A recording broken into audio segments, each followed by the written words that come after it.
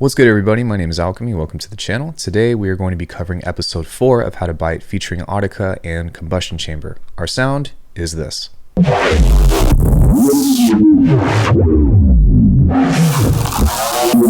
So if you like that sound, stick around for the video. Even though I'm not Audeka and you're not Audeka, this was taken as inspiration from that tune, and we're going to be talking about how the patch was made. But before we do that, please do me a favor, like and subscribe. We're still getting our way to 10,000 subs, and it's going really well so far. So with that, the key characteristics of this bass are actually a unique compositional means, and by composition I mean like stacking of FM sources and sending them all into feedback and detuning them. And then of course we kind of have this thematic thing with neurobass, which is complex filtering and distortion and distortion and distortion and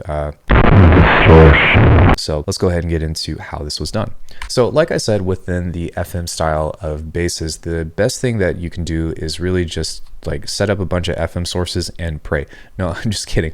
But there is a matter of randomization to this, unlike the randomizers for modulators, to where I have a bunch of sources that are either doing feedback or going into one another that are all detuned at random until I pretty much stumbled upon something that sounds like this. So this is actually out of key except for the fundamental, but even if you turn this on, then you can see that it's kind of just, you don't know what pitch it is, but it sounds really cool. And so before I get into the effects, one quick thing that you can do is you can use a frequency shifter to correct it. So we'll talk more about that here in a second. But what I've gone and done is added a sub, and then those two kind of have some little bits of interaction in between.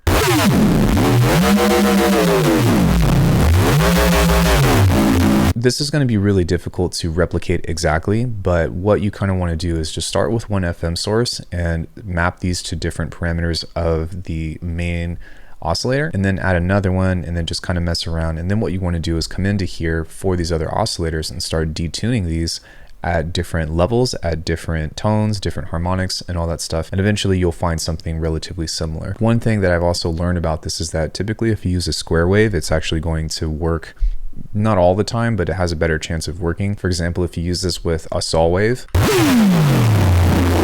it kind of just sounds like noise. If you use a triangle or a sine wave, it's still kind of there, but it's not nearly as bright as we would probably want that to be. Onto the effects, as I said before, the first thing that I used was a frequency shifter. And the reason why is because if you listen to this, look how much bass has been added to this.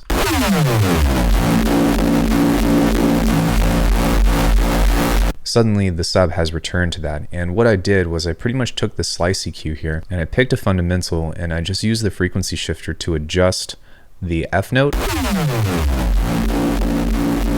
And as you can see here, even though we've got those crazy mids right there, we kind of helped correct that just a little bit. But at this point, the movement and stuff is all about doing the pitch bends and all that anyways, especially when you have all the effects turned on. So don't really worry about it if it doesn't have like the exact sub or something, and you can still get close. Especially like if you listen to how the Raw Tech Extinction video was made, which Audeka, or Skylar from Audeka, actually covered how he did that bass. It's pretty much kind of similar in that sense.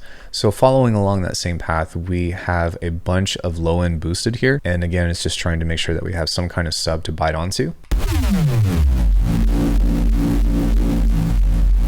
And now we're going to go into our filtering with these LFOs here. And these are just 3 LFO shapes that are all kind of pit against each other to make different movements. So you can do randomization. I just opted for something that's pattern based. So the first thing that we have is just a giant notch filter. And you can see that it's just being swept by this ramp here. The next thing that we have is a slice EQ, and this is kind of thematic through all the things that you've seen up to this point, to where you've got a boost and a notch that's interacting with each other to create vowels. If you've been watching my live streams, I've been doing a lot of really cool stuff with this. So definitely, regardless of what kind of bass you do, take this into account for making kind of like cool vowel tones. That's a big, like, I guess, like key point of any kind of neuro bass that you want to not be squelchy, I guess. Then we have some distortion. Sounds good to me. Followed by some multipass, and everything that I am mapping is mapped to these two macros here. So that way the LFOs on the outside are following. And the reason why is because the multipass effects don't, or the modulators don't have multi-stage envelope generators. So everything that you do, just map it there. Now right here, I initially tried to add the sub to just the low end, but it actually affected the overall sound. So the only thing that I have here is just a nonlinear filter cutting out the lows. Then on here, we've got our band notch that's kind of just pitting it against itself. The chorus is actually creating some really cool flanging. So if you turn the mix on and you listen to this,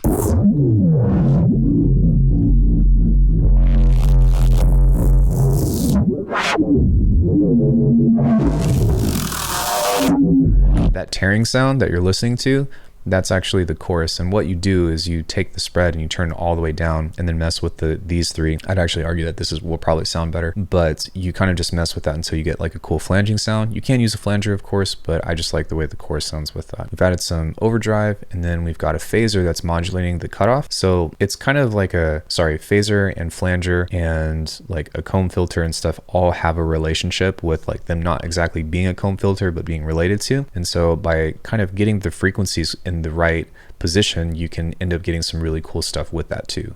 So if we solo this,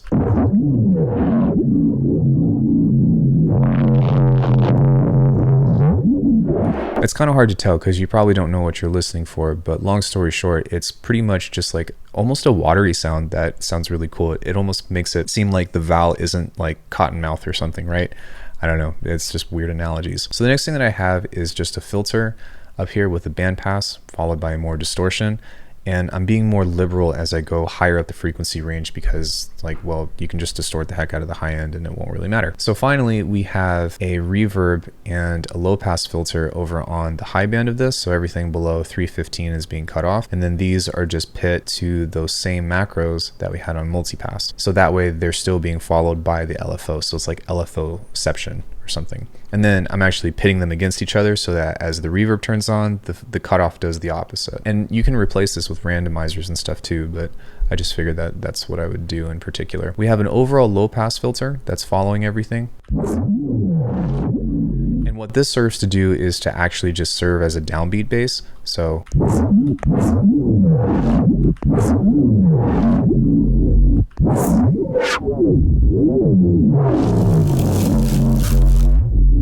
which you can kind of mess with here and to try to get it right or so, and I would argue that it's actually not quite where I want it. You can use this here and align it so that way you get almost like a kick out of it if you wanted to. And then finally over here, the last thing that we have besides the limiter is just a dynamics, which kind of helps control the high end or like actually boost it just a bit. This is kind of a key player to the overall high end of the sound.